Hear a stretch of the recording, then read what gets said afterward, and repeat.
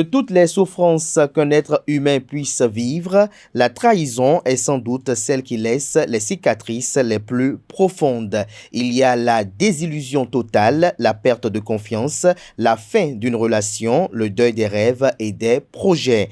Guérir de cette blessure vous amène à accepter désormais que tout arrive pour notre plus grand bien. Cela nous permet de voir les déceptions et les trahisons d'un autre regard. Il vaut mieux revenir à un état d'amour plutôt que de rester dans un état de souffrance en se laissant ronger par un fait irréversible. Nous sommes plus près du bonheur en choisissant d'aimer qu'en gardant rancune. Bonjour à toutes et à tous, bon réveil matinal, bienvenue sur Free Matin, ce rendez-vous matinal d'information, d'analyse et de divertissement sur ESAE TV. Le président Patrice Talon a accordé un entretien à la presse internationale. La presse locale rend compte de cet entretien qui porte sur les Vodundees. Vous en saurez davantage dans la une des journaux, mais également dans le bulletin matinal d'information qui est présenté par Anaël Dou. Au cours de sa présentation, il vous donnera la date de l'inhumation de Jérôme Carlos.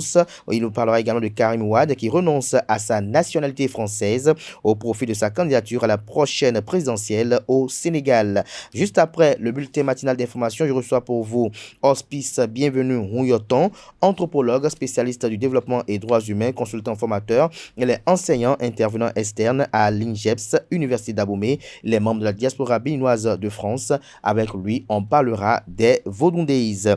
Juste après son passage, Colomboussou sera sur ce plateau pour vous parler sport. La première journée de la CAN Côte d'Ivoire 2023 est désormais bouclée et pour ce qui concerne les derniers matchs de la journée, la RDC a fait un match nul avec la Zambie, mais avant les Lions de l'Atlas du Maroc ont bien battu la Tanzanie. Vous en saurez davantage au cours de son passage, notamment dans la rubrique sport. Pour le compte de la deuxième journée de la phase de groupe de la CAN 2023, la Côte d'Ivoire et le Nigeria se livrent un gros choc ce jeudi. Le scandale autour des tickets d'entrée au stade se poursuit toujours en Côte d'Ivoire. Des détails au cours de la page des sports. Francis Fahami, dans sa rubrique définition du jour, nous fait découvrir l'expression avoir le mal de mer. Et en fin d'émission, on retrouve Nansrine Fatombi qui nous fait savoir que pour ce qui est des prévisions astrologiques pour le compte de ce jeudi, les natifs du signe Lion paraissent les plus favorables pour les prévisions du jour.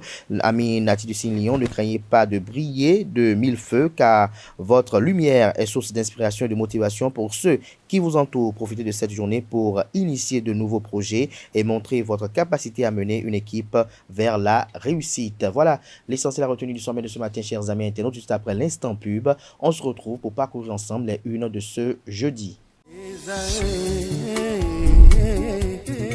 L'École supérieure d'administration, d'économie, de journalisme et des métiers de l'audiovisuel ESAE offre de nouveaux challenges pour l'année universitaire 2023-2024. Étudiantes et étudiants, parents d'élèves nouveaux bacheliers, ESAE, c'est la garantie d'une formation de qualité à des conditions très avantageuses. À Gbedjromede, à Papa, à Boumekalavier, Parakou, inscrivez-vous en administration générale, administration du travail et de la sécurité sociale, trésor et finances publiques, impôts, diplomatie et relations internationales, journalisme et métiers de l'audiovisuel, gestion des marchés publics, planification et développement local, sciences économiques, sciences juridiques et toutes les filières des sciences de gestion. ESAE vous offre des bourses, demi-bourses et de réductions pour les premières inscriptions dans toutes ces filières. Waouh! En licence 1, 2 et 3 et en master, bénéficiez jusqu'à 50% de réduction sur tous nos sites. N'est-ce pas génial? Infoline. ESAE Gbedjromede, 3e rue à droite en quittant le carrefour Le Jador pour la BIBE Jéricho ou au plus 229 90 93 65 21 98 98 14 00 à Kpakpa au plus 229 52 88 33 33 à Boumekalavi au plus 229 52 88 44 44 Parakou au plus 229 52 46 12 12.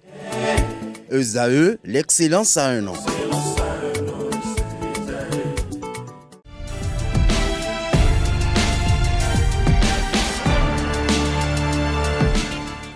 Bonjour à nouveau, chers amis internautes. Le quotidien béninois d'information générale et d'analyse, l'informateur titre ce matin en manchette: mise en place de la Commission nationale d'avancement de grade, la loi 2015-18 de 2017 appliquée. Une fois de plus, les choses changent dans la fonction publique. Désormais, l'avance de grade est confiée à une commission nationale conformément aux dispositions de la loi numéro 2015-18 du 1er septembre 2017, se réjouit le confrère. Retrouvez des détails à la page 3 de sa livraison de ce matin. Le journal illustre son titre avec la photo de la ministre en charge de la fonction publique et du travail, Mathis Adigat. En deuxième de titre, on peut lire ce matin, mutation auprès des agences sans respect des procédures, des agents lourdement sanctionnés, nous apprend le journal. Pour le bon déroulement du pèlerinage à la Mecque, des statuts de l'agglo actualisés, des détails sur les dites actualisations à la page 6. À l'oreille droite, on aperçoit un hommage qui est rendu à Jérôme Carlos. Cet hommage rappelle qu'il a vécu de 1944 à 2024. Le quotidien de service public titre ce matin en manchette, Patrice Talon au sujet des Vodou Days. Je cite, « Il s'agit de faire redécouvrir notre identité », fin de citation, face à la presse internationale. Patrice Talon, président de la République du Bénin, n'a pas tari d'arguments pour expliquer les contours des Vodou Days. En clair, l'élan de cette activité est plus culturel et économique que spirituel. Retrouvez un compte rendu de cette sortie médiatique du chef de l'État à la page 3 de la parution du matin du Canard, qui propose également pour titre ce matin à ses lecteurs: Passage du franc CFA à la monnaie unique éco, les députés s'outillent pour mieux examiner l'accord. Décès de Jérôme Carlos, d'ancien journaliste, salue sa mémoire. Droits de l'homme, 14 pays en examen, nous apprend la une de ce matin du quotidien La Nation. Agence pour la gestion de la logistique des officiels, les attributions élargies à l'organisation du Hajj. Nous passons à présent à Fraternité qui titre ce matin en manchette, Vodou Days après 2026. Patrice Talon nourrit l'espoir d'une dynamique continue. Cannes 2023, le Maroc conquérant devant la Tanzanie, Zambiens et Congolais dos à dos. Nous passons à présent à Le Matinal. Patrice Talon au sujet de l'organisation de la première édition des Vodou Days. Notre ambition première est de révéler le vaudou au monde. Du 9 au 10 janvier, la ville historique de Ouidah a abrité la première édition du Vodou Days organisée par le ministère du Tourisme, de la Culture et des Arts à travers l'Agence de développement des arts et de la culture ADAC. Dans un entretien exclusif accordé à la presse internationale, le chef de l'État Patrice Talon est revenu sur les tenants et les aboutissants de l'implication de son gouvernement dans cette fête qui a accueilli plus de 95 000 personnes retrouvées. L'article compte rendu du journal à la page 2 de sa livraison de ce matin. Actualisation des statuts de l'Agence pour la gestion de la logistique des officiels. Optimiser l'organisation du Hajj 2024. Retrouvez l'article du journal à la page 4 de sa livraison de ce matin. Multiplication des billets de banque de faux charlatans escroque un commerçant. Matin libre ce matin en manchette. Politique nationale. Richard Boni Ouourou tisse sa toile, rapporte le confrère. Caucus des femmes parlementaires du Bénin, les députés démocrates prises au piège. Nous passons à présent à l'Indépendant, mesures clés de la loi des finances 2024, les détails décryptés par le directeur général Nicolas Yenoussi, des précisions à la page 7.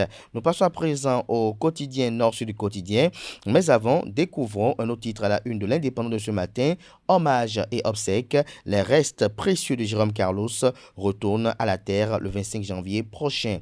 Nord-Sud quotidien, de retour au bercail, Richard Boni Ouourou, l'attraction actuelle du Septentrion. Toujours à la une de Nord-Sud quotidien de ce matin, lutte antiterrorisme vers l'installation d'une base américaine de drones. Nous passons à présent à l'événement du jour. Patrice Talon à cœur ouvert sur les Vodou Days. Nous devons nous révéler les valeurs du vaudou sans compromettre la foi des uns et des autres, a-t-il dit. Retrouvez l'intégralité à travers une transcription de cet entretien à la page 3 et également celle de 4 de la parution de ce matin du Canard qui propose à l'oreille droite de sa parution de ce matin Union Progressiste le Renouveau et Bloc Républicain.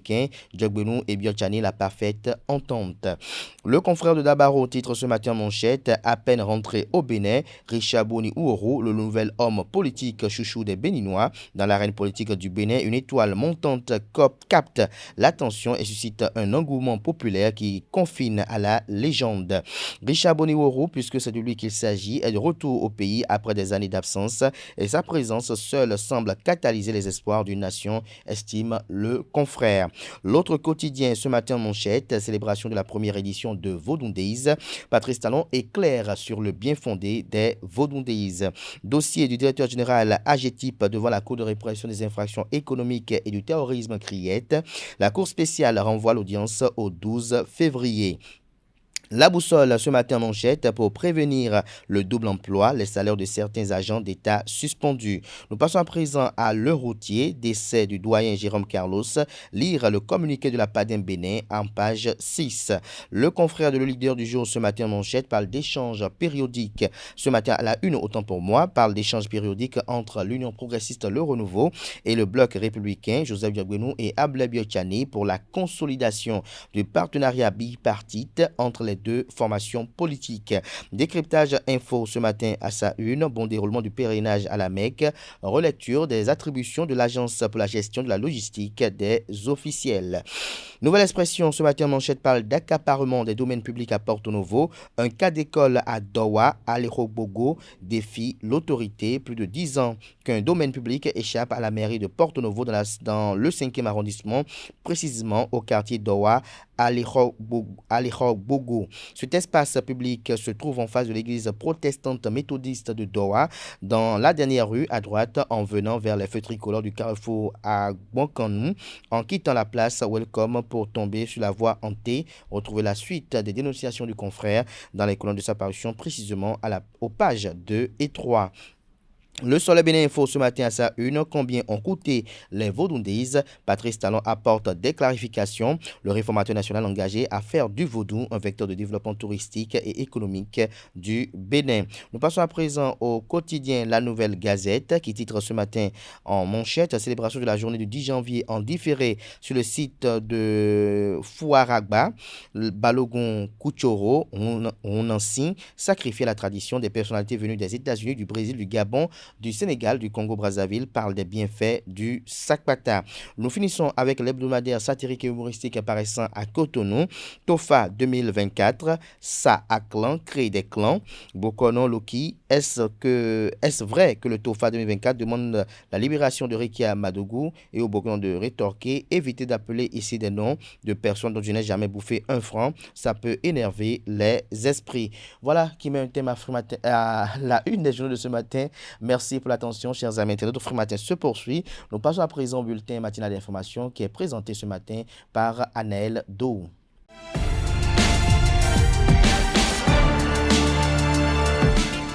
Mesdames et messieurs, bonjour et bienvenue dans le bulletin matinal d'information. Les membres du gouvernement béninois ont tenu hier mercredi 17 janvier 2024 la session hebdomadaire du Conseil des ministres présidée par le chef de l'État, le président Patrice Talon. Plusieurs décisions ont été prises à ce Conseil des ministres. Le point de la séance d'échange avec le porte-parole du gouvernement, Wilfried Léandre Rungweji. Au chapitre des mesures normatives, en point 1, mise en place de la Commission nationale d'avancement de grade. Cet organe, prévu par la loi numéro 2015-18 du 1er septembre 2017 portant statut général de la fonction publique, a pour vocation de se prononcer sur la promotion des fonctionnaires au grade supérieur et d'arrêter le tableau annuel des avancements. À ce titre, il est chargé de étudier les tableaux sectoriels d'avancement de grade des ministères et institutions de la République, arrêter les états de proposition à l'avancement de grade en se conformant aux dispositions du statut général de la fonction publique, dresser la liste des candidats retenus par catégorie et par grade pour l'inscription au tableau d'avancement, retenir le nombre de candidats à promouvoir qui ne peut excéder le nombre de vacances fixées sur la base du pourcentage de fonctionnaires prévus dans chaque grade. Établir le tableau d'avancement de grade et le soumettre à l'appréciation du ministre chargé de la fonction publique. En adoptant le décret relatif à sa composition, ses attributions et son fonctionnement, le Conseil a instruit le ministre du Travail et de la fonction publique et le ministre de l'Économie et des Finances d'en assurer l'application judicieuse. En point 2, actualisation des statuts de l'Agence pour la gestion de la logistique des officiels. La relecture des attributions de la dite agence s'explique par la volonté d'étendre son champ de compétences pour lui permettre d'assurer notamment le suivi du déroulement du pèlerinage à la Mecque sous la coordination du comité d'orientation et de supervision de l'organisation annuelle du Hajj. À cet effet, elle est chargée de veiller au bon déroulement du pèlerinage à la Mecque, veiller à ce que les sociétés agréées fournissent aux pèlerins des prestations de qualité, puis rendre compte des activités relatives au pèlerinage à la Mecque au dit comité. Au chapitre des mesures individuelles, les nominations ci-après ont été prononcées. À la Cour suprême, sur proposition du président de la Cour suprême et après avis du Conseil supérieur de la magistrature, président de la Chambre judiciaire, M. Villon André Sagbo. À la Cour des comptes, sur proposition de la présidente de la Cour des comptes et après avis du comité de nomination, président de la Chambre du contrôle des comptes des entreprises publiques, M. Désiré Aïou. Sur proposition du comité de nomination, conseiller, messieurs Malik Boukari, Claude Dieudonné Moncha, Franck Latif Djigla, je vous remercie. Au lendemain de la tenue des Vaudoundies, le président de la République Patrice Talon a accordé un entretien exclusif aux journalistes des médias internationaux qui ont pris part aux manifestations. Diffusé dans la soirée d'hier mercredi 17 janvier 2024 sur la télévision nationale, le chef de l'État a abordé la question relative au budget apprêté par le gouvernement pour réussir cet événement qui a fait vibrer le Bénin et la commune de Ouidah de manière particulière les 9 et 10 janvier dernier. En réponse à la question de l'une des journalistes, le président Patrice Talon a indiqué que le budget de cette fête en hommage au Vaudou n'était pas énorme. Je ne suis pas un homme éternellement insatisfait, mais je pense que vous avez dû constater que c'était bien. Ouidah est en chantier, les projets de mobilité ont été très sérieux. C'est l'an 1, donc le tester ce modèle pour voir s'il convient un peu à l'attente des gens et il semble que ce modèle est bon, c'est-à-dire qu'une cérémonie Vaudou pour davantage expliquer ce que c'est que le Vaudou. Donc nous allons continuer dans ce sens, mais le budget, je ne saurais le dire en chiffres, mais ce n'était pas énorme. Tout est question de planification. Le budget n'était pas énorme, a lancé le président de la République, Patrice Talon. Dans un autre registre à présent, décédé le lundi 15 janvier 2024, dans sa 80e année, la date de l'inhumation du journaliste, chroniqueur, écrivain et historien béninois Jérôme Carlos est désormais connue. Selon plusieurs sources, le désormais ex-directeur général de Cap FM sera inhumé dans sa ville natale, Porto Novo, le jeudi 25 janvier 2024. Plus de détails dans nos prochaines éditions. Il y a de cela 47 ans, le Bénin subissait l'attaque d'un groupe de mercenaires conduit par le français Bob Denard. Leur objectif, mettre fin au régime du président Mathieu Kérékou. Après plusieurs heures de rudes combats, l'armée béninoise a réussi à mettre en déroute ses ennemis de la nation reconnus pour leur acte de déstabilisation sur le continent. Agapite Napoléon Maforican commente l'histoire de cette date qui a marqué le Bénin. Il s'exprime au micro de Nasrine Fatombi. Le 16 janvier 1977, c'était un dimanche. Ce jour, des mercenaires débarquaient à l'aéroport de Kadjeon et armés jusqu'aux dents, comme le disaient les révolutionnaires. Et on pensait prendre d'assaut le palais, pas penser, ils ont pris d'assaut le palais. Mais ils ne pensaient pas trouver en face une résistance qui les a déstabilisés. Donc voilà ce qu'on peut dire de ce jour. Bon, il y a eu des morts et portés disparus, au total 6. Qu'on a appelé les martyrs du 16 janvier 1977, et l'acte même a été qualifié d'agression armée impérialiste. Donc voilà, et depuis lors, la journée du 16 janvier est une journée où on commémorait les martyrs. C'est la fête des martyrs, et on remémorait ce moment. Mais avec le renouveau démocratique, cette fête a disparu, comme certaines autres, au profit des fêtes religieuses, hélas.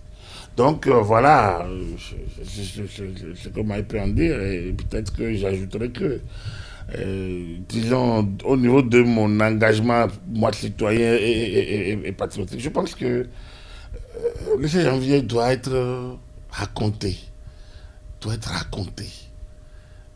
Donc il fallait, on devait faire la lumière, on n'a pas réussi à faire la lumière, cette affaire, il y a folklore, c'est pas grave.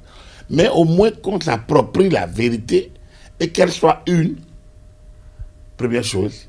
Ensuite, qu'on reconnaisse que c'est une agression. Armée baba. C'est parce qu'on soutient les gens, qu'on est contre le régime, qu'il faille aller faire déporter la force étrangère pour venir le déloger. Il y a quelque chose qui ne va pas. Donc, en ce moment-là, tout le monde a joué le jeu et on a pensé que, bon, c'est en faisant ça qu'on va tuer le régime du PPB. Au cas de la Russie à tuer le régime a encore resté pendant un certain temps. C'est pour vous dire que des Béninois se sont spontanément engagés et ont pris des coups. Ils sont décédés. Leurs ayants droit ont passé des décennies à espérer l'État. Mais bon, Dieu merci, quelque chose est fait substantiellement et on peut dire merci à Dieu. Le personnel administratif et les délégués de tous les sites de l'ESAE, le personnel de l'atelier Colon Style, le personnel de ESAE TV, ESAE Radio, sans oublier l'informateur, se sont réunis les 12 et 13 janvier dernier pour des réjouissances du Nouvel An 2024. Une célébration riche en couleurs et surtout en ambiance chaleureuse. Retour sur l'ambiance qui a prévalu ces 2 jours de fête, élément signé Francis Fahami.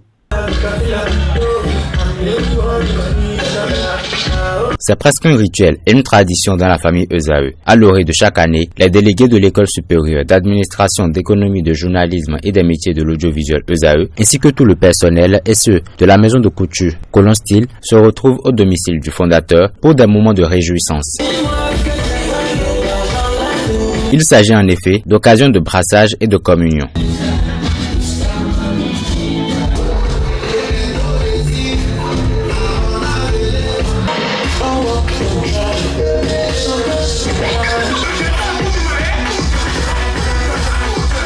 Des amis de Clément Adéouti Adéchian, fondateur du groupe ESAE, étaient de la partie pour soutenir leurs étudiants et amis.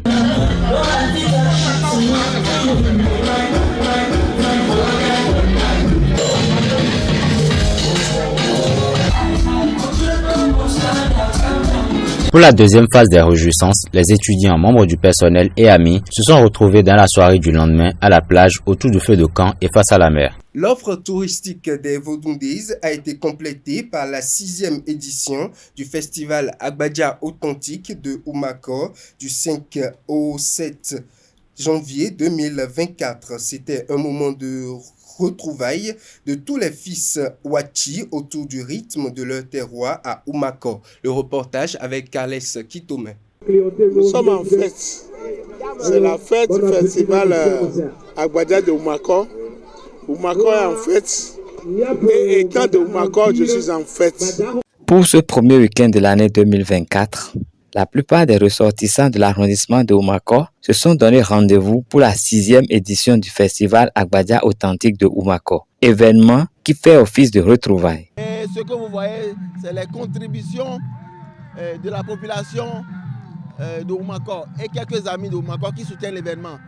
Comme vous le constatez, ça a été une belle fête, une fête de retrouvailles où tous les filles et fils de Oumako se retrouvent pour convier, pour célébrer leur fête ancestrale. La danse Agbadia est une danse qui nous révèle les anciens temps. Donc c'est une occasion pour nous tous de nous retrouver. Et puis, comme vous l'avez constaté, beaucoup d'autorités ont été présentes.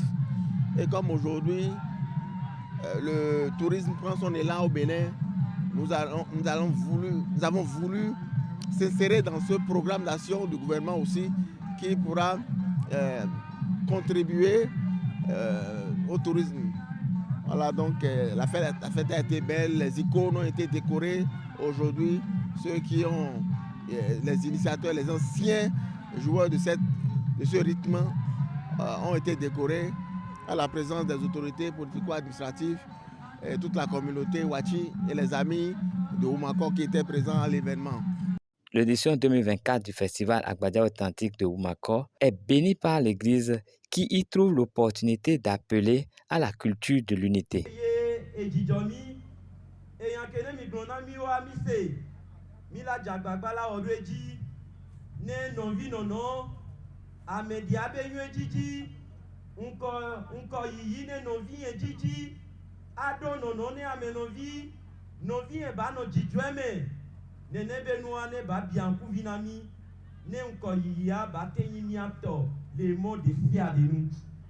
À peine clôturé ce dimanche 7 janvier 2024, les regards sont déjà tournés vers le premier week-end de l'année 2025 pour la 7e édition. Hors de nos frontières à présent, Karim Wade a renoncé à sa nationalité française. En effet, sont libérés de leur allégeance à l'égard de la France, les Français dont les noms suivent Karim Wade Meissa, né le 1er septembre 1968 à Paris. Est-il écrit dans le journal officiel français en date du mercredi 17 janvier 2024, le fils de l'ancien président Abdoulaye Wade abandonne ainsi sa nationalité française, objet de recours devant le Conseil constitutionnel qui avait déjà validé sa candidature à la prochaine présidentielle.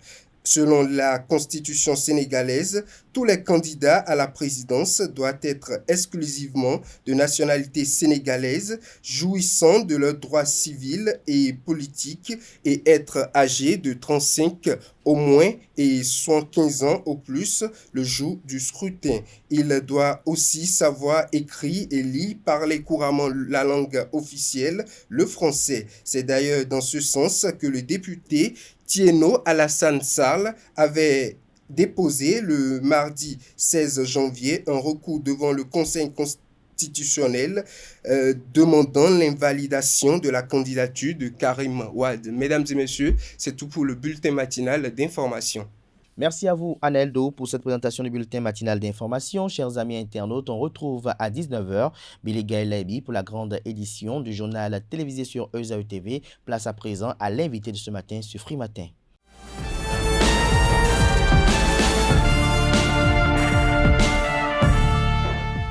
L'invité de ce matin sur Free Matin, Hospice Bienvenue Rouilloton, bonjour. Bonjour, monsieur Achille. Je rappelle à nos amis internautes que vous êtes anthropologue, spécialiste du développement et des droits humains, consultant formateur, enseignant, intervenant externe à l'INGEPS Université d'Abomey. Vous êtes membre de la diaspora béninoise de France. Vous êtes avec nous ce matin pour parler des Vaudoudises. Le chef de l'État, Patrice Talon, a accordé un entretien sur la question, notamment hier à la presse internationale. Qu'est-ce que vous retenez de cet entretien? Bonjour, monsieur Achirou, et merci. Merci à vos téléspectateurs et auditeurs. Je crois que le chef de l'État a essayé de faire un débrief lui-même sur un événement culturel à dimension internationale. On retiendra que l'événement est une réussite, une première expérience, mais qui donne satisfaction parce qu'on a au moins 100 000 personnes qui ont été drainées vers la cité passée. L'événement a une dimension internationale. Le Bénin se porte beaucoup plus sur la scène internationale à travers l'une de ses spécificités culturelles. Donc je crois qu'il est il est de bon ton, qu'il apprécie, et tout Béninois ayant vécu les événements les 9 et 10 janvier dernier doivent se dire effectivement que c'est un événement qui place désormais le Bénin sur l'orbite de la destination culturelle et pure et multi-facettes. La présidence sociale du Vaudou que donne le président Patrice Talon, est-ce que vous la partagez? Ben oui, le Vaudou, elle fait partie de l'identité des peuples africains, pour ne pas dire des sociétés béninoises. Donc on n'a pas besoin de révéler le Vaudou, le monde connaît déjà le Vaudou. Le monde connaît le Vaudou, comme il a dit d'ailleurs, le monde connaît déjà le Vaudou. Il revient aux Béninois de se l'approprier, de la réactualiser et et de le mettre à sa place internationale. Pourquoi pas, pour que cela génère des devises nouveaux et que notre pays devienne, à l'instar de ce qui se passe désormais, une destination prisée. Et en cela, le vaudou doit être un élément, un vecteur, un catalyseur du développement et du tourisme national. Alors, du tourisme national, le chef d'État n'a pas voulu donner des détails sur le coût des Vaudou-Ndiz. Est-ce que cela vous gêne, vous? Ça ne me gêne pas parce que j'entends bien, c'est par rapport aux polémiques que le chef d'État n'a pas su le dire. C'est un bon dirigeant, il sait ce qu'il fait. On ne peut pas dire que c'est l'argent du contribuable qui est sorti comme ça. Sans doute, il a dit, je ne saurais vous le dire exactement ce que c'est. Ça ne veut pas dire qu'il n'y a pas un coût. Mais c'est pas grand-chose, il a dit. À l'instant, c'est pas grand-chose. Ça veut dire qu'il est quand même, on sait comment il fonctionne. Et lui qui sait qu'il aime bien mettre de l'argent dans des choses pour que ça soit bien fait, c'est bien fait.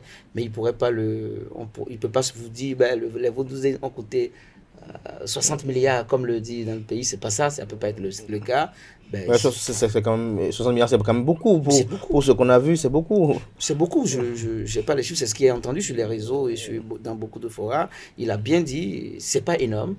Je saurais vous le dire, c'est une stratégie pour ne pas communiquer. Au moment venu, les gens vont communiquer exactement sur le montant parce que ça fait partie quand même des principes de gouvernance. Mais ce qui est ventilé sur les réseaux, 60 milliards, est-ce que vous ne pensez pas qu'ils exagèrent un peu? Bien entendu. 60 milliards, c'est quand même assez énorme pour un festival en 2 jours. Bien entendu, c'est énorme. Et aucun Bénin, le Bénin c'est un gouvernement sérieux. Aujourd'hui, on a des gens sérieux qui dirigent, ils ne peuvent pas se permettre de sortir 60 milliards. Dans un événement, que pas dans les infrastructures et tout ce qui accompagne, mais dans l'événement juste en 2 jours, ça m'étonnerait. Et si c'était le cas, on aurait pu le savoir. Et puis, de toute façon, ils ont la réduction. Ça ne peut pas être le cas parce que c'est beaucoup. Oui, c'est beaucoup, mais la réduction de compte les oblige là à nous rendre compte. Tout à fait, ils vont rendre compte. Alors, lorsqu'on revient sur les Vaudou-Ndiz qui se sont déroulés, vous avez suivi le déroulement des manifestations diverses. Alors, pour vous, quelle est l'importance des Vaudou-Ndiz? Pour moi, en fait, les Vaudou-Ndiz symbolisent par exemple des journées dédiées à la célébration des divinités vaudou ou déités vaudou, perçues comme des entités spirituelles, ancestrales, tissant des liens entre les humains et le monde invisible. Leur importance culturelle et religieuse réside dans leur rôle significatif de préservation de nos traditions, de nos coutumes, de nos valeurs, donatrices de sens et parfois même régulatrices des droits de la personne humaine. Ces journées sacrées offrent bien entendu aux adeptes, aux dévots, des moments significatifs de connexion spirituelle avec leurs entités, de renouvellement d'engagement religieux et de célébration de l'héritage culturel, renforçant ainsi l'identité et la préservation de la paix dans la société. Donc pour cela, les Vaudou-Ndiz pour moi représentent un enjeu sérieux d'affirmation culturelle et derrière aussi un enjeu de développement touristique et économique. Vous n'êtes pas sans savoir que pendant toute cette zone, Ouida, quand même, on n'avait plus d'hôtels. Il y avait plus d'hôtels pendant la période.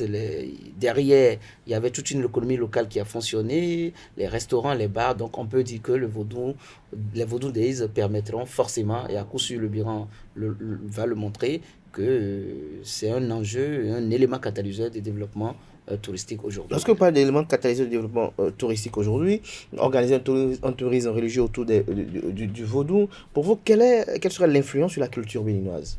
Mais l'influence serait déjà très profonde, hein, parce que le vaudou aujourd'hui, les Vaudou-Ndiz manifestent une influence profonde sur la culture, en ce sens que ça enrichit son tissu social par la célébration rituelle de la transmission des valeurs vaudou, de la croyance en elle-même, ainsi aussi la préservation et la perpétuation de nos traditions.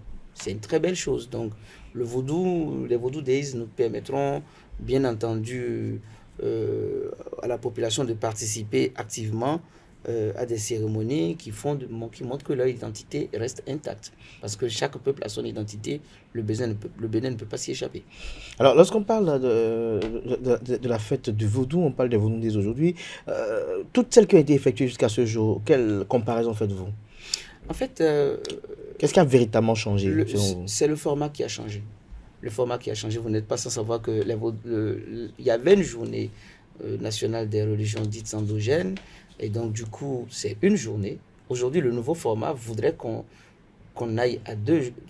passe à 2 jours. Et moi, si vous remarquez bien, on est au-delà de 2 jours. Officiellement, c'est 2 jours, mais on est au-delà parce que c'est toute la semaine qui a drainé les éléments du vaudou. Je crois que... Il y a beaucoup de touristes qui étaient à Ouidah. Bien entendu. Je crois qu'à l'avenir, personnellement, pour ce qui me concerne, même si je ne demande pas qu'on férie les 5 jours de la semaine, à l'avenir, je crois que ça va se dérouler autour d'une semaine. Vous voulez qu'on parle de la semaine des vaudous? Pourquoi pas? Du vaudou? De la semaine, pourquoi pas? Parce que derrière, je ne vois pas la célébration que pour les Béninois, mais je vois la célébration, l'aspect touristique de la chose, où des gens quitteront le monde entier pour venir au Bénin, y résider pendant une semaine au moins, vont faire des achats, vont découvrir le pays. Donc c'est très, très, très, très important. On se servait de cette occasion également pour découvrir le pays également. Mais bien entendu, donc du coup pour moi c'est pas en une journée qu'on vient au Bénin. Et derrière on oublie plein de choses. Tous ceux qui sont dans les Caraïbes, tous ceux qui sont aux États-Unis, qui veulent revenir, c'est pas en un jour qu'ils vont découvrir leur pays. Et c'est en plusieurs jours qu'on va découvrir ce que c'est que le Bénin, l'aspect culturel et religieux de la chose. Et derrière il y a les éléments de la société qu'on peut découvrir. Le Bénin profond est un endroit très, très, très prisé qu'il faut découvrir. Très prisé qu'il faut découvrir. Alors aujourd'hui, la plupart des personnes vont venir à la prochaine édition d'Outre-mer pour le Bénin, pour vouloir assister au Vaudou Days. Mais au Bénin, quelle est la personne sociale du Vaudou? Je crois Parce qu'il faut déjà que, de façon unanime, on soit soudés derrière l'initiative. Oui, la perception sociale du vaudou, pour moi, c'est que le vaudou... Sans considération politique et politicienne. Oui, mais le vaudou, c'est notre identité. C'est l'identité des peuples du bas et moyen Bénin. Mais est-ce que tous les Béninois l'acceptent, le conçoivent? Ils ne l'acceptent pas, mais ça fait partie de leur identité. Et quelle est la musique que vous écoutez qui n'est pas une musique d'inspiration vaudou?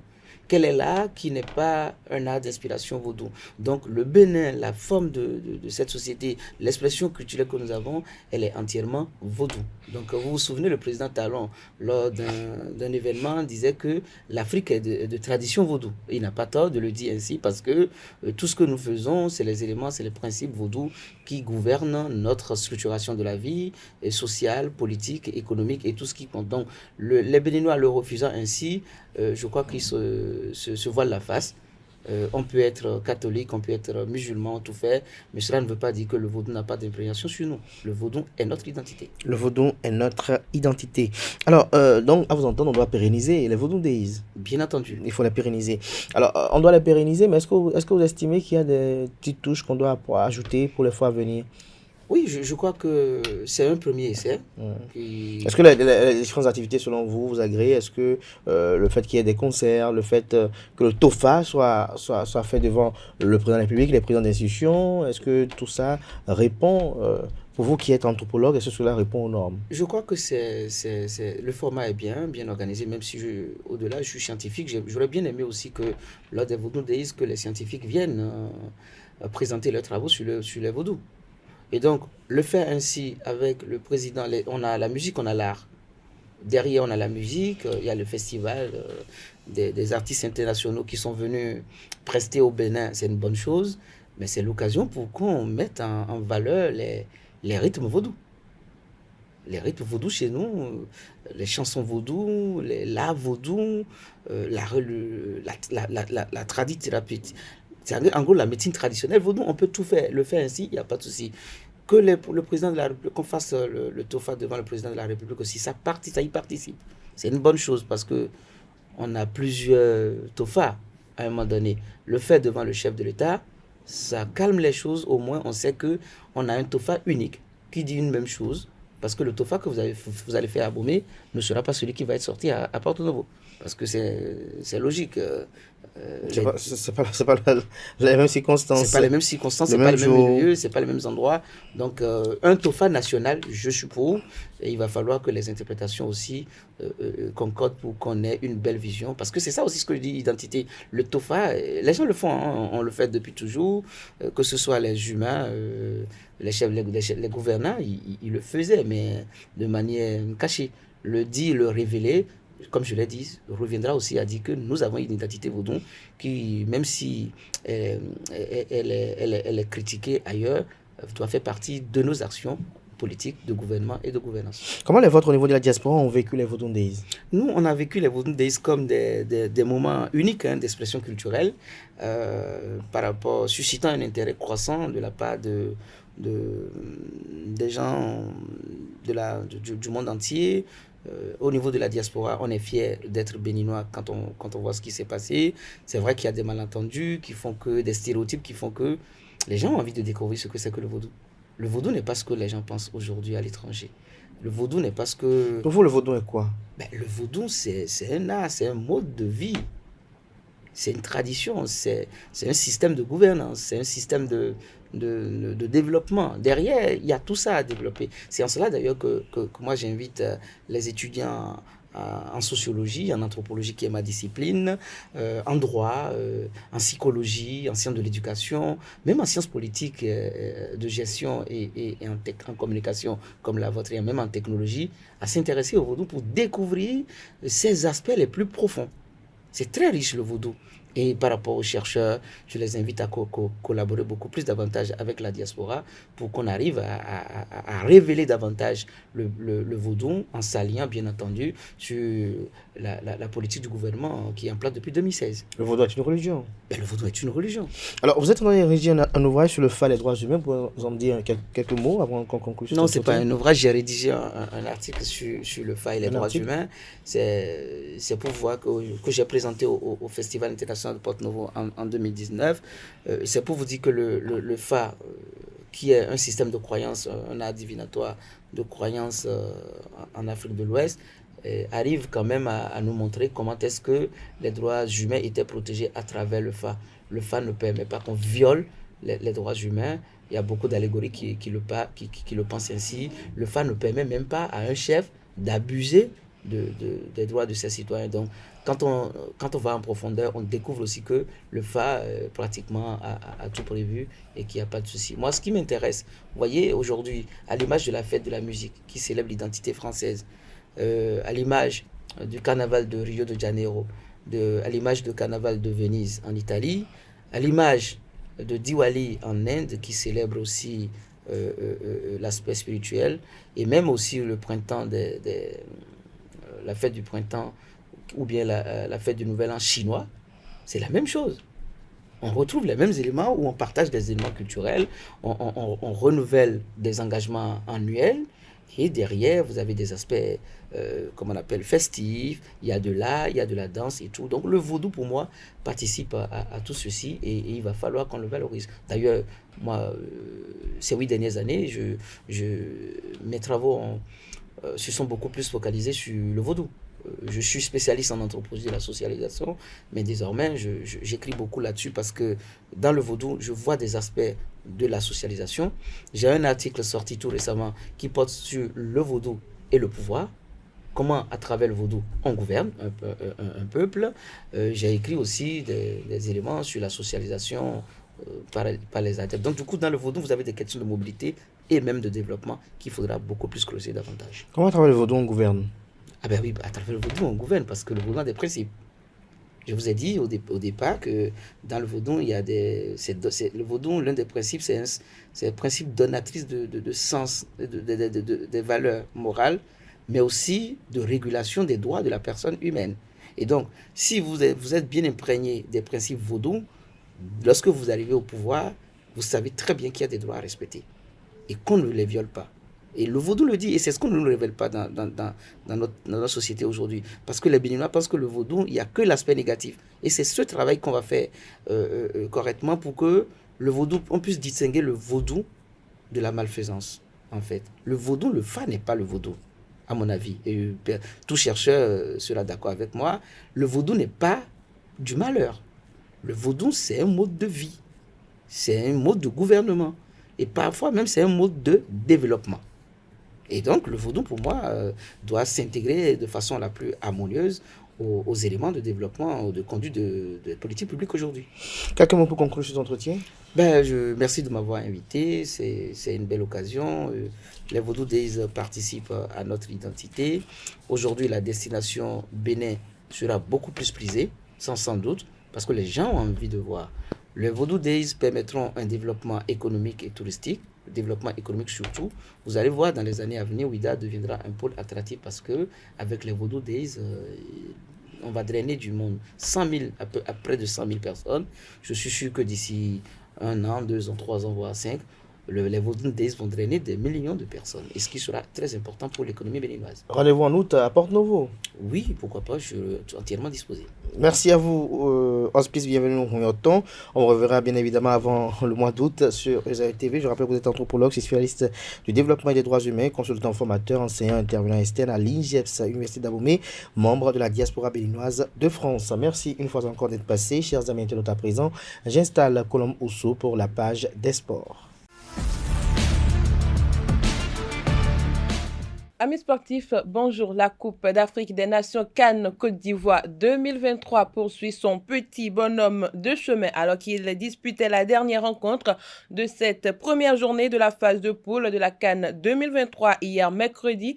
Les Léopards de la République démocratique du Congo et les Chipolopolo de la Zambie se sont séparés un but partout. Lors de la première période, les coéquipiers de Cédric Babkambou ont été surpris par l'ouverture du score zambienne de King Kangwa à la 23e minute sur une remise en jeu très rapide. 4 minutes plus tard, Johan à la 27e minute a remis les deux équipes à égalité. Avec ce score, le Maroc est premier du groupe F au terme de la première journée avec 3 points. Pas de surprise pour les Lions de l'Atlas du Maroc d'entrer dans cette CAN 2023. Le Maroc a bien battu la Tanzanie lors de son premier match hier mercredi contre la Tanzanie 3-0. Opposé à la Tanzanie, le Maroc entendait bien assumer son nouveau statut acquis au Qatar lors du Mondial 2022. Après le Sénégal, c'est le Maroc qui envoie un message fort d'entrée dans la plus belle des compétitions africaines. La Côte d'Ivoire et le Nigeria se livrent un choc grandeur nature ce jeudi 18 janvier 2024, ceci à l'occasion de la deuxième journée de la phase de groupe de la CAN 2023. Alors que la rencontre est programmée à 17h GMT, les portes du stade Alassane Ouattara d'Epembe s'ouvriront 5 heures plus tôt, soit à 12h GMT. L'objectif est de permettre aux supporters de réussir à se rendre au stade sans grande difficulté afin d'éviter notamment les gros embouteillages sur les rues principales donnant accès à cette enceinte de 60 000 places. Après avoir échoué à faire le plein du stade lors du match d'ouverture, l'objectif du COCAN et des autorités ivoiriennes est de réussir à inverser la tendance à l'occasion de ce choc contre le Nigeria. Pour la Côte d'Ivoire, c'est le moment d'aller chercher le premier ticket qualificatif pour les huitièmes de finale, mais aussi de prendre une revanche sur le Nigeria. Les Super Eagles avaient battu les éléphants en 2015 lors de la dernière confrontation. Quant aux Nigérians, c'est le moment plus que jamais de se remettre dans le bon sens en remportant une victoire après le nul 1-1 concédé devant la Guinée équatoriale. 2 jours après le coup d'envoi de la CAN Côte d'Ivoire 2023, une polémique autour de la billetterie crée un malaise chez les supporters. Noirs de colère contre les revendeurs de tickets face caméra, les supporters ivoiriens ont tenu à exprimer leur colère particulièrement après la rencontre d'ouverture entre la Côte d'Ivoire et la Guinée-Conakry. Joint par appel téléphonique de citoyens béninois, expose les faits. Cette histoire de tickets est la plaie de cette CAN. Ce n'est ni le COCAN ni les autorités ivoiriennes qui sont la cause, c'est au niveau de la CAF. La CAF a mis un système de billetterie en place qui fait que les gens qui sont sur place où il faut payer les tickets physiques, ils ont des codes qui les permettent d'imprimer 100 tickets. Et quand ils finissent d'imprimer les 100 tickets, ils sont obligés d'attendre encore un autre code de la CAF pour imprimer encore les tickets. Donc ça fait que la disponibilité des tickets est très très compromise. Il paraît que à la base, le ministre et maire de Bouaké avait demandé 5000 tickets. Donc, quand il a fini de verser l'argent des 5000 tickets, donc il a demandé à ce qu'on lui fasse le point de la billetterie de Bouaké. Et en ce moment, il n'y avait que 10 000 tickets qui étaient déjà vendus concernant le match de l'Algérie contre l'Angola. Donc il a dit que s'il n'y a que 10 000 tickets qui sont vendus, donc il va prendre environ 20 000 tickets. Parce qu'on est dans un stade de 40 000 places, donc il va prendre environ 20 000 tickets. Et pour le match d'aujourd'hui, donc ils avaient fait un acompte de jusqu'à 40 millions. Donc, il allait verser les 40 millions sur le compte de la CAF au trésor.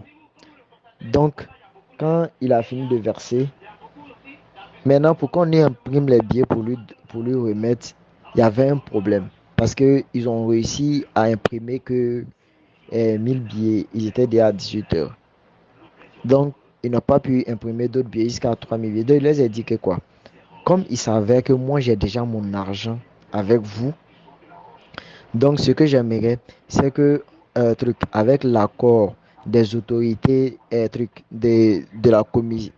du comité de sécurité et de la CAF, ils n'ont qu'à mettre un dispositif en place. Lui, il a déjà payé l'argent, donc on calcule le reste et puis on enlève ça dans ces 40 millions. Là, le reste, ils vont voir ce qu'ils vont faire dans le match contre le Burkina. Donc, il y avait des autorités de la CAF qui ont accepté, avec les autorités de police, qu'ils allaient mettre un système en place pour permettre aux gens quand même de rentrer, tout et tout, sans problème. Maintenant, quand ils ont commencé, il y a certaines autorités encore de la CAF qui sont venues dire que non, ça ne peut pas se faire parce qu'il y a des gens qui ont déjà payé tickets, il y a des tickets qui sont numérotés, ça va créer des problèmes, tout ça. Donc, que ce ne serait pas possible. Et puis, c'est des gens aussi, il y a des autorités de la CAF mais qui ne comprennent même pas le français. Donc, les gens qui étaient là comme représentants du ministre avaient un problème de communication, eux. Donc, c'est là ils ont dit que à partir de maintenant, tous ceux qui n'ont pas de ticket ne vont plus rentrer. Et en ce moment, il y avait déjà l'information qui était passée que c'était gratuit. Après, on dit il y a 3000 tickets qui sont disponibles. Donc, à partir de ça, ils vont les distribuer. Donc, il y avait un désordre pas possible. Donc, après, ils avaient complètement bloqué. Donc, le système mis en place par le comité de sécurité pour contrôler les entrées et tout ça, le système était enrhumé, genre la chaîne ne marchait plus, tout. Donc il y avait du tohu-bohu, c'est-à-dire qu'entre ceux qui avaient ticket et ceux qui n'avaient pas ticket, on ne comprenait plus rien. Par rapport à la polémique des tickets, honnêtement, on n'a pas une idée claire de la politique de gestion des tickets pour cette CAN-là. Le comité de la billetterie de la CAF qui gère les tickets pour les matchs. Et pour chaque match, les deux équipes qui s'affrontent ont tous un pourcentage. Et le pays organisateur, enfin le reste du pourcentage revient au pays organisateur. Si la CAF avait annoncé que par exemple pour ces matchs, il y a eu sold out, c'est que les stades devraient être normalement remplis. Mais qu'est-ce qu'on constate après? C'est qu'il y a des places vides. Par exemple pour le match d'ouverture, il y a eu 38 000 personnes pour un stade de 60 000 places. Pour les deux matchs qui ont eu lieu au stade Félix Houphouët-Boigny le dimanche, Égypte-Mozambique, Cap-Vert-Ghana, il y a eu 11 200 personnes pour un stade de 20 000 places. Ça peut se comprendre aussi quand on sait que les gens payent les tickets pour les revendre à très cher.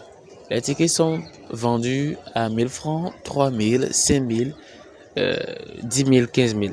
Ceux qui viennent peuvent prendre jusqu'à 10, 20 et après aller les revendre à 50 000, 60 000. Moi, je connais des personnes qui ont voulu revendre le ticket du match d'ouverture à 60 000. Mais qui va les payer? Même si quelqu'un va payer, tout le monde ne sera pas en mesure de s'offrir ça à 60 000. Parce que beaucoup n'ont pas compris le système de la vente des tickets en ligne. Donc, pour aller se procurer ça dans les points focaux qui sont dans les mairies et autres, c'est un peu plus compliqué. Du coup, il y a eu beaucoup de personnes qui n'ont pas pu s'approprier les tickets.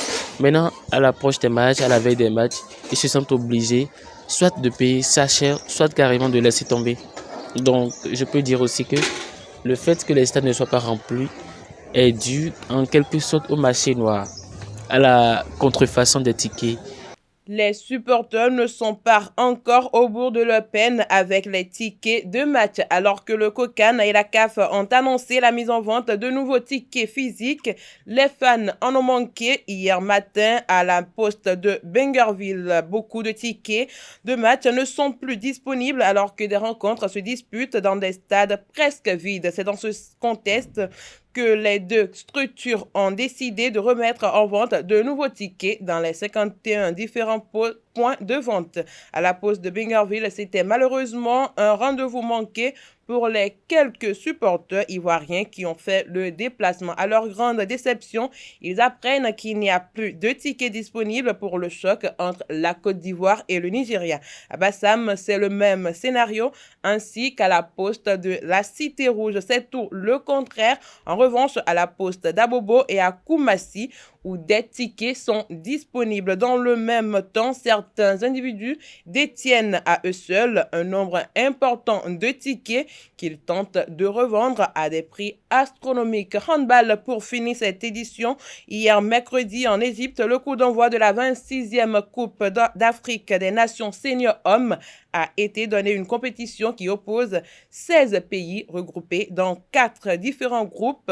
Pendant 10 jours, soit du 17 au 27 janvier 2024, se livreront une rude bataille. Le groupe A est composé du Cap-Vert, la révélation de l'édition dernière, la République démocratique du Congo, de la Zambie et du Rwanda. L'Égypte, pays hôte, va remettre son titre en jeu dans le groupe B qu'elle partage avec la Guinée, le Cameroun et le Congo. Aux côtés des rivaux historiques que sont le Maroc et l'Algérie, le Gabon et la Libye logent dans le groupe C, tandis que la Tunisie, l'Angola, le Nigeria et le Kenya forment le quartet du groupe D. Le Bénin, absent de la compétition pour n'avoir pas été qualifié, mais Jonas Bidé, en tant que délégué technique, représente bien évidemment le Bénin. MSC Bio est également présent pour cette 26e Coupe d'Afrique des Nations Senior Hommes Égypte 2024.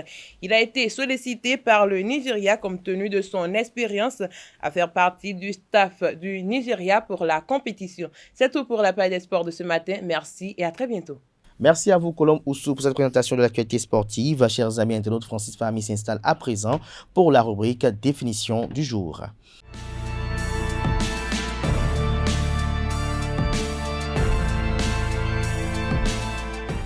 À toutes et à tous, bonjour. Le mal de mer est un nom masculin.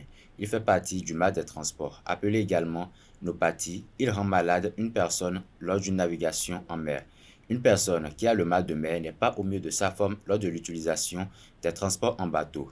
Il s'agit d'une forme de cinétose, ou mal du transport si vous préférez, due à un dysfonctionnement de l'oreille interne.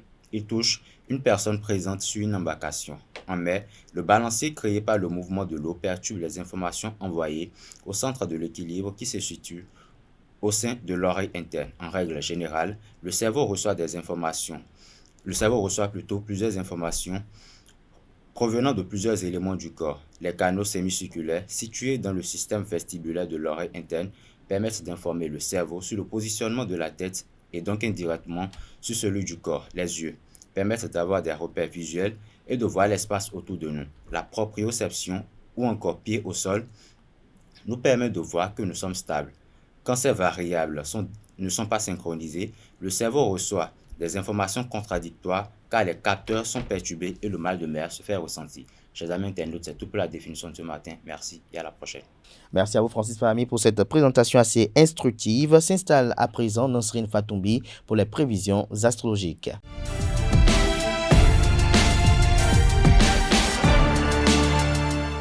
Amis du zodiaque, bonjour. Bélier, ouvrez-vous aux opportunités qui se présentent. Votre dynamisme et votre créativité vous permettront de vous démarquer au travail aujourd'hui. Profitez de cette journée pour partager vos idées et prendre des initiatives audacieuses. Chers taureaux, la tendresse et la douceur sont au rendez-vous dans votre vie aujourd'hui. Vous vous attaquerez aux tâches avec détermination et obtiendrez des résultats impressionnants. Gémeaux, soyez à l'écoute de votre intuition car elle vous guidera vers les bonnes décisions et les opportunités à saisir ce jeudi 18 janvier. N'hésitez pas à vous investir dans des projets novateurs. Chez Amis Cancer, vous êtes particulièrement perspicace et organisé aujourd'hui, ce qui vous permettra de prendre des décisions judicieuses et de mener à bien vos projets.